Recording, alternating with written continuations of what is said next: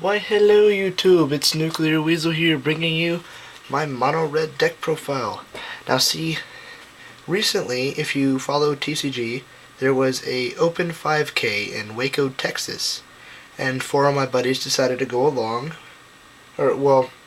me and 3 of my buddies decided to go along and head off to Waco and see how we would do. Now, one of my buddies was running blue-white post. The other one was running Azorius Control, and the other was running Mono Red like myself. All 3 of them dropped round 5 out of 8. So I was the only one still out of the group in the tournament, and I played it out, and actually got top 32. Not only that, but got 20th place. 4 away from having my deck listed online. So I figured since they won't do it, I will do it for them, which is perfectly okay. So let's get to it. We are going to have, for our 1-drops, Force Foundry Street Denison. Now Denison is really good because while Fire Drinker is a viable card in this deck and has 1 more power than he does, I don't like paying life to boost. And paying life to boost is really dangerous in any other aggro matchup, which is all I saw at Waco. So everybody who likes control, be very wary. Aggro is definitely viable in post-rotation right now. So I don't like taking damage, and I don't like doing stuff. I want to win before they can knock me down. So Denison, while it doesn't have the plus forever, it gets the job done. So for Denison. Next we have 4 Legion Loyalists. Legion Loyalist is a really solid card, especially against tokens and weenies, because everything you have gets first strike and tramples over stuff, which I actually missed a trigger on Legion Loyalist over the weekend, and it cost me the game, and I probably would have went 7-1, which this deck went 6-2. Which isn't so bad, but so I lost because I didn't announce a trigger. They were really strict about that. Next, we have 4 Cacklers. Cackler is a pretty solid 1-drop, 1 for 2, for a 2/2 that can't block. I really didn't see a whole lot of problems with him. Soldier the Pantheon did cause a few life gain problems, but that's not all that important. Pantheon is a viable card in every deck that runs white, but Cackler, I wouldn't run any less than 4. Then we have the she-boss of the deck is Ashe Zealot.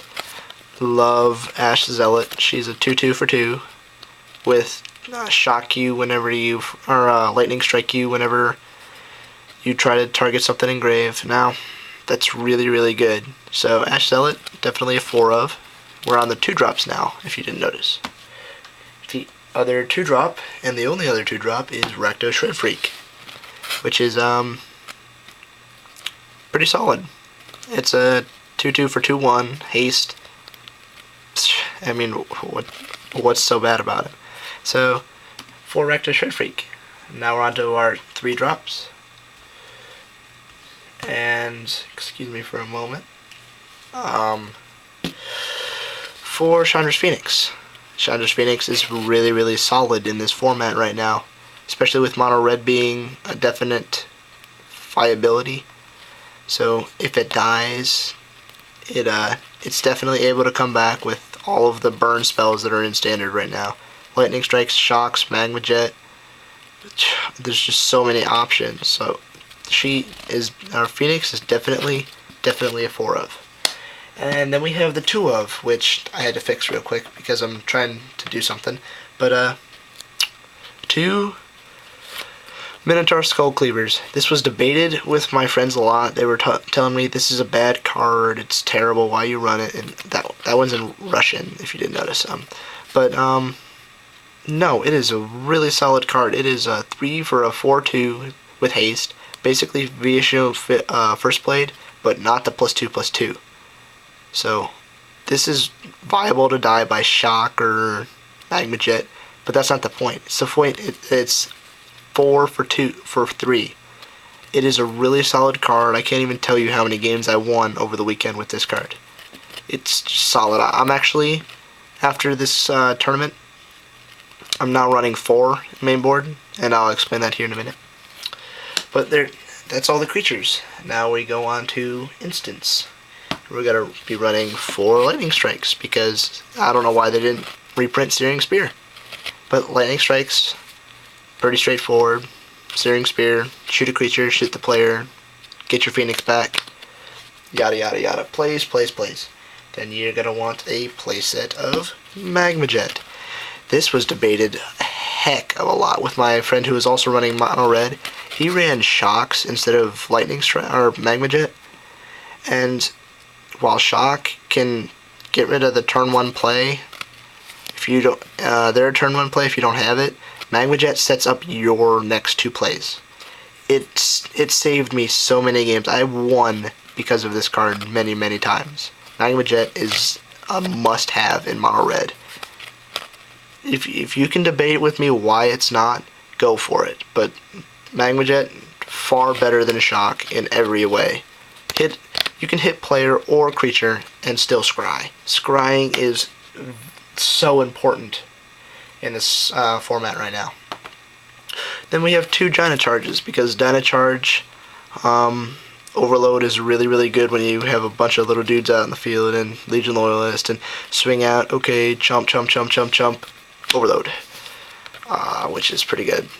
So yeah, Dino Charge, 2 of. And then we're going on to enchantments. 2 Madcap Skills. I was actually going to run 4 in the main board, but I forgot my common box and wasn't able to pick up Madcap Skills before the tournament started. So I only had 2 because I was playtesting with Ordeal of Perforos, which is really good because it's late. It can be a faded or hideaway shock, or a lightning strike. It's so debatable. Sometimes you just don't want to attack, and then that creature just sits there, and while this is definitely, oh, I'll trade with your 2 creatures, sure. Or you put it on Ashe Zealot, I'll kill both and do stuff next turn. Or you just throw it on some little dude and have them kill that, and then you play your bigger dude that you didn't want killed. So yeah, it's definitely a really good card. I saw it won me the game quite a few times. And now we go to just the worst card I put in this deck. I don't even know why. Hammer of Perforos. Hammer, as good as it is, I can tell you right now, as good as it is not viable in this deck right now. There is 8 out of 60 cards in this deck that don't have haste. And they're 1-drops, which you couldn't even play this if it was turn 1. The point is that this is the most useless card in this deck out of everything. I drew it twice out of all of Waco, and every single game I sideboarded it out. It was not useful at all. I boarded it out every single game. Just all of them. Except my 8th match, which this actually won me the game. But that's because I was drawing so much land. I was putting out blockers, blocking the Gruul aggro. So they had no answers, and I actually beat them over with tokens. So yeah.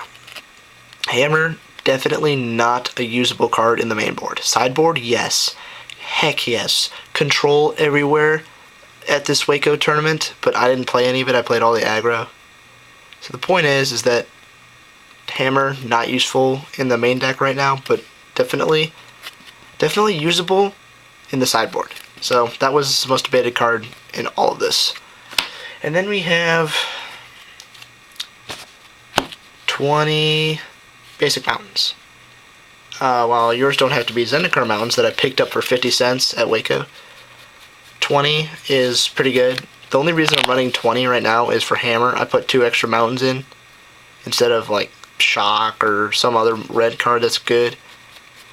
But the land count will drop down because Hammers are going in sideboard. Point is that mountains for mono red, it's probably a necessity. Then we'll go into the sideboard, and we're gonna rearrange this real quick so it's easier to say. So we're gonna go to 2 Acts of Treason. I was scrambling around like no other person on this planet trying to find Acts of Treasons. Any of the aggro matchups or any of the big dudes that they play will be stolen and then bash their face in with their own creature. This won me my last game that top 32'd me for this mat for $50 cash for 10 pro points. And like satisfaction, because I just kept stealing their Colonian Tusker and bash, steal, bash, and then Magma Jet them for game. This is a extremely good card. So it's definitely a 2 of. The other 2 of that I have not on me is these are Minotaur Skull Cleavers. It's going to be Anger of the Gods for the aggro matchup. Wow, I boarded it in every single aggro matchup that I had, which was every game but the first and the 7th one. I never saw it. Ever. I put it in the deck and it was just not there. I never drew it. So I took it out and I loaned them to a buddy of mine who's gonna build black, white, red. So that's why I don't have them.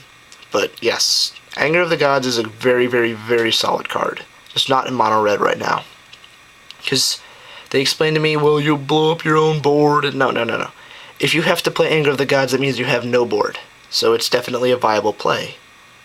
The point is that Anger of the Gods is just the death of this deck. So if you have to play it, it's definitely in your favor afterwards. Then we're gonna run 3 Burning Earth. Burning Earth saw lots and lots of play at Waco this weekend. The tricolor was a thing there.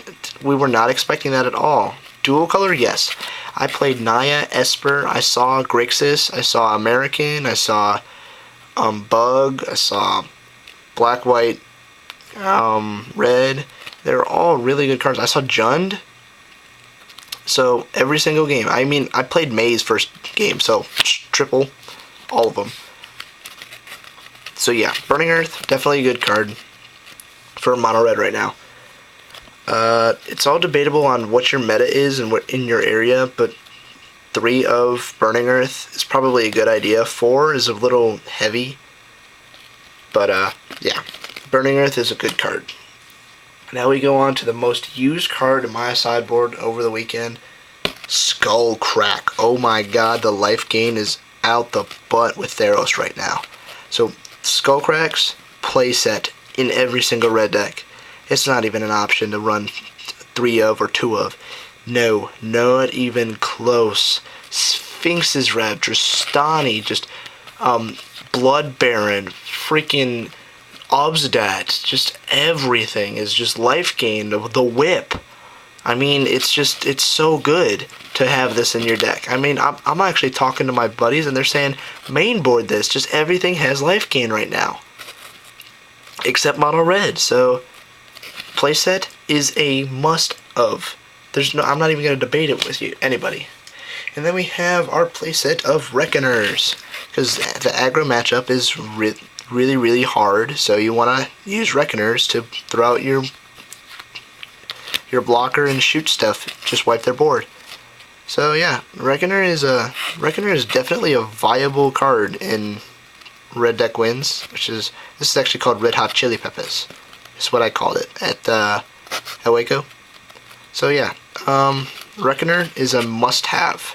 You can do as many as you want, 2 to 3, 4, but you must have Reckoners because aggro matchups are really, really, really, really hard for red deck when you're tapped out or just blowing chunks on your good games. So that is the deck. Got me 20th place out of 169 people. $50, 10 pro points, and this beautiful mat that says Diamond over here in this corner. Diamond. You can look it up on TCG. The Open 5K. I don't know if they'll post who was all there or deck lists, but this was there, and it was an option, and it did do well. Thank you for watching. Please rate and subscribe and tell me what you think. I'm probably going to throw up a new deck list of this very soon, without hammers. Definitely a 4 of Skull Cleaver, and believe it or not, the new 4-drop red guy that does damage for each devotion to red. It's definitely a viable card for a 4-drop.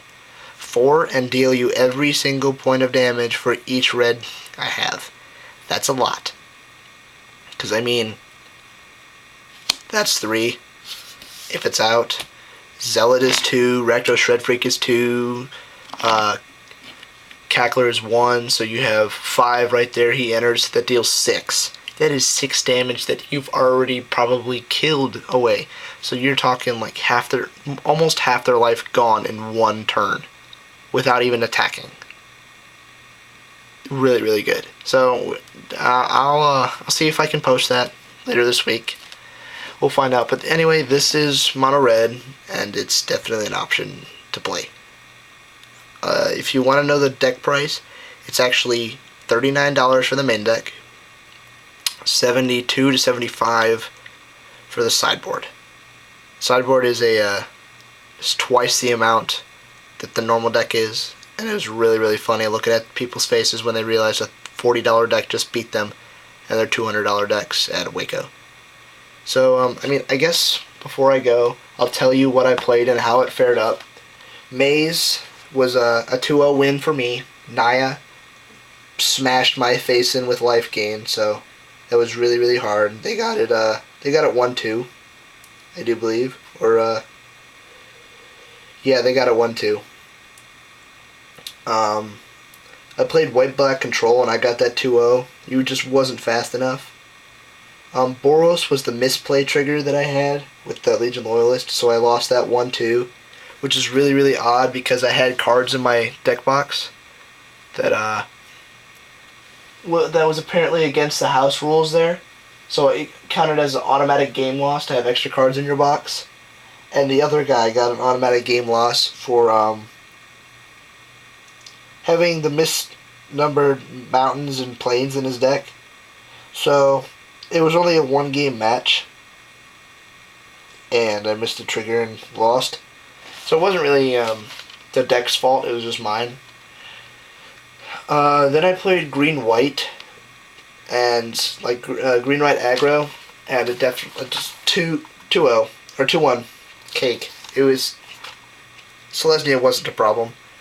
Then we have black-green, which, yeah, 2-0'd it, easy. Then we have Esper, 2-1, just so freaking hard to beat. It was definitely a very viable deck then, and Blood Baron made it very, very, very, very hard to win. I mean, I can tell you life totals right now is 20, 18, 16, 14, 13, 11, 9, 7, 5, 4, 3, 1, 4, 8, 6, 4, 8, 15. Just gaining so much life with Blood Baron and stuff, so it's definitely hard for aggro to keep up with life gain, so that's why I'm talking about mainboarding Skull Cracks. And then we have green-red, which I was able to beat 2-1 because his misplay. He tapped out for Domri, stole his Colonian Tusker, and beat him after a Magma Jet. So that's the deck. Tell me what you think. Rate, subscribe, comment below. Do whatever it is you do with all those other pro players. And remember, some of us little players, we do good too, just like I did. So anyway, thank you for watching. See you later.